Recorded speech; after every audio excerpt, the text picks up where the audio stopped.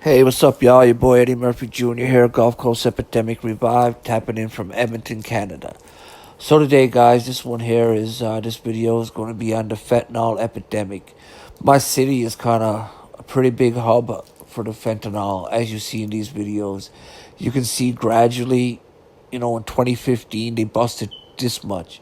Then the year later, they busted, a lot more. And then the third bust is going to blow your mind how big it is, you know. Because here in Edmonton, where I'm to, it's like a hub for a lot of stuff. It's big oil city, big money, a lot of cocaine. So I guess these guys here needed something to trade to the Americans, to get that cheap yay, and it seems like they found it out, and it's huge. And R.I.P. to all my friends who have passed away to this fentanyl overdose. Ryan Melanson is the one who hits me the most. My ex-cellmate, he actually overdosed in a Greyhound bus on his way back to rehab.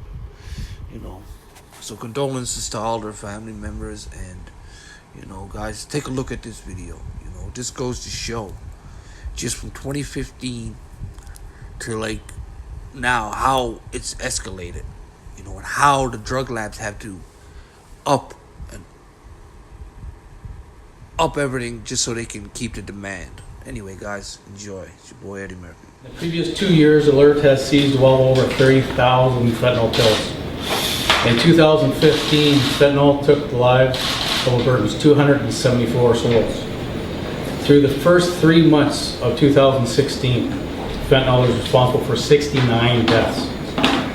That's a total of 343 Albertans who have lost their lives to this dangerous, dirty, and deadly drug. Citing the numbers of pills seized and the related deaths fails to tell the whole story of the devastation this drug has caused on our communities. Society's most vulnerable have wrestled with addiction issues. The impact of fentanyl has led to an increase in policing and healthcare costs. And fentanyl has caused a pervasive helplessness and sorrow that has impacted far too many Alberta families. More details today about what appears to be the largest drug bust of its kind in the country. This investigation started back in October. A number of substances were seized, including the materials to make fentanyl and the deadly W18. Kendra Slogoski joins us live with more on this. And Kendra, police have arrested 2 people. Well, a common law couple was arrested yesterday. Dean Abbott and Siobhan Wager are facing numerous drug and weapons charges, and police say Abbott was known to them. He was convicted for a shooting back in 2002. Now, the scope of this investigation is simply put huge. 3 properties were searched last year, and this first came on the radar after border police seized cardboard barrels of a substance at the airport back in October, and it was later determined that that substance was the highly deadly toxic W18. Now, in December, police searched a home in Leduc County, not knowing what they were dealing with. They were suited up with these protective suits, and you could see them bagging this substance. Well, the lab later confirmed 4 kilos of W18 and NPP was seized. NPP is used to make fentanyl, nothing else, say investigators. And the amount seized in this bust is staggering, enough to supply more than the entire country and then some with a fentanyl pill. Police say this seizure has saved many lives. 102 kilograms of NPP could make 38 million fentanyl tablets.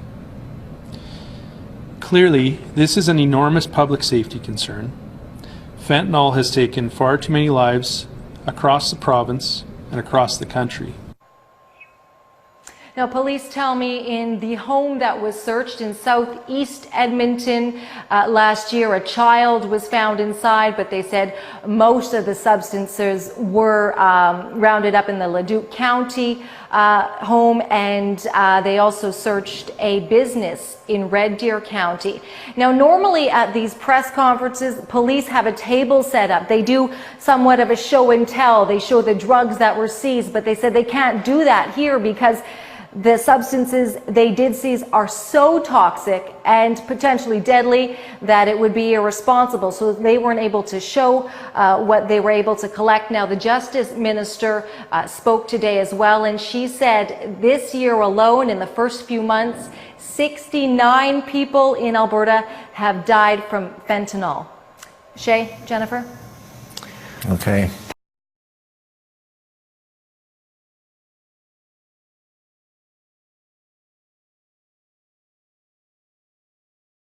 The Edmonton Police execute the search warrant in Sturgeon County.